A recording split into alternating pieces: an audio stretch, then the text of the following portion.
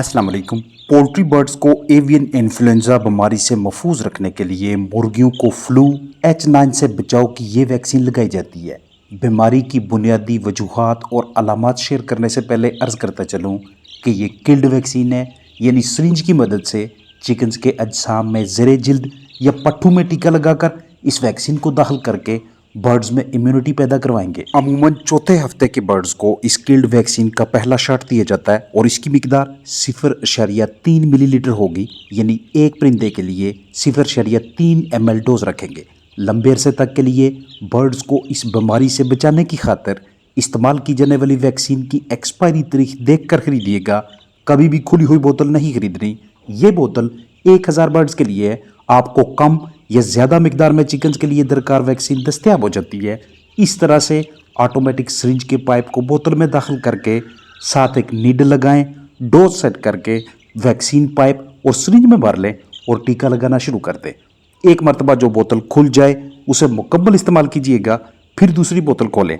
अगर परिंदों की तादाद कम है तो बाकी बची वैक्सीन ज़ाया कर दें या किसी दूसरे फार्मर भाई को दे दें, लेकिन अब इसे लंबे अरसे के लिए ज़हीरा नहीं करना।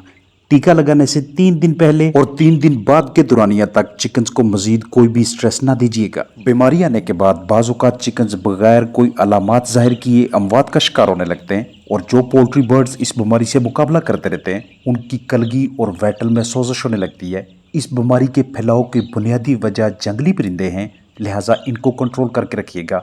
जैसे ही ये बीमारी चिकन्स में आती है वो उसी वक्त इसहाल यानी डायरिया का शिकार हो जाते हैं। टांगों की जामनी रंगत दिखाई देगी, अंडे बिल्कुल ही बिगड़ी अशकाल के या उनका गैर मयारी छिलका दिखाई देगा, आंखों से पानी बहता है, वेटल्स के किनारे नीले होने लगते हैं, कोम्ब ऐसी जैसे इसमें ओडीमा हो, पानी सा भर गया हो, आंखों की खराब रंगत, जिंदा बर्ड में हर बलगम, जोड़ों में सोजिश, खांसी, कम भूख, खराब यानी कि लड़खड़ाती चाल दिखाई देगी। मुतासरा बर्ड अगर अमवात के मुंह में जाते हैं उनका पोस्टमार्टम करें तो फॉलिकल्स यानी कि पटक में इन्फेक्शन दिखाई देगा। हवा की थैलियां यानी एयर सैक्स इस कदर धुंधली हो चुकी होंगी कि नीचे मौजूद फेफड़े आपको वाज़िया नहीं दिखाई देंगे। ट्रैकिया यानी सांस की नाली में म्यूकस, इंटेस्टाइन्स में एंट्राइटिस चीजी सा मटेरियल दिखाई देगा। फेफड़ों में फ्लूइड यानी कि पानी सा भर जाता है। ऐसे बर्ड्स को अच्छे तरीके से डिस्पोज कीजिएगा। बायोसिक्योरिटी यानी कि परिंदों के ज़िंदगी के तहफ़्फ़ुज़ पे खास तवज्जो रखें।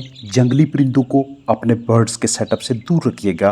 खुराक बाहर ना गिरने दें। इलाके में अगर वबा फूटी हुई है तो उस सूरत में लाजमी वैक्सीन करवाइएगा। 26वें दिन यानी कि चौथे हफ्ते में, 54 दिनों पे यानी 8वें हफ्ते में और 105 दिनों पे यानी कि 15वें हफ्ते, ये 3 शॉट्स अलग अलग औकात पे अलग अलग हफ्तों में ज़िंदगी के मुख्तलिफ मराहल में लाजमी तौर पे करवाने चाहिए। अगर आपके पास बर्ड्स कम तादाद में हैं तो उस सूरत में बायोसिक्योरिटी पे खास तवज्जो होनी चाहिए। जो अलामात आपके साथ शेयर किए हैं इनमें से कुछ अगर आपको अपने फ्लाक में नजर आती हैं तो मल्टीविटामिन्स और फ्लूइड थेरेपी वगैरह देके चिकन्स की जिस्मानी ताकत को मुस्तकिम रखने की कोशिश करें। सेकेंडरी बैक्टीरियल इन्फेक्शन ना होने दें, जो कि अमूमन किसी भी वायरस के हमलावर होने की सूरत में फौरी तौर पे आपके बर्ड्स पे हमला करते हैं, इकोलाई और दूसरे बैक्टीरिया वगैरह।